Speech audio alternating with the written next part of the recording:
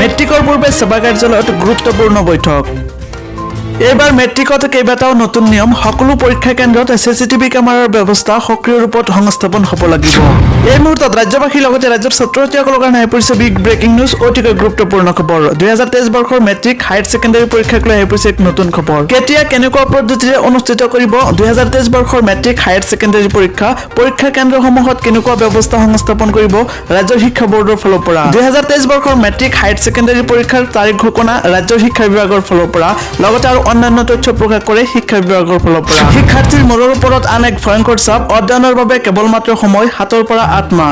আত্মা পৰি এই ছাত্ৰ-ছাত্ৰীসকলৰ দিব লাগিব হায়াৰ সেকেন্ডাৰী ফাইনেল পৰীক্ষা 2023 বৰ্ষৰ 11 ফেব্ৰুৱাৰীৰ পৰা আৰম্ভ হ'ব হায়াৰ সেকেন্ডাৰী পৰীক্ষা আত্মা পাব আৰু 23ৰ যি পৰীক্ষা হ'ব সেই প্লেনিং আমি ইতিমধ্যে কৰিছোঁ ইতিমধ্যে কন্ট্ৰলাৰ অফ এক্সামিনেশ্যনে মোক জনাইছে যে 23ৰ যি হায়াৰ সেকেন্ডাৰী ফাৰ্ষ্ট ইয়াৰ আৰু ছেকেণ্ড ইয়াৰ পৰীক্ষা হায়াৰ সেকেন্ডাৰী ফাইনেল পৰীক্ষা মাৰ্চৰ ফেব্ৰুৱাৰীৰ ছেকেণ্ড উইকত আৰম্ভ হৈ মাৰ্চৰ মানে এমাহ ধৰি এই পৰীক্ষা অনুষ্ঠিত হ'ব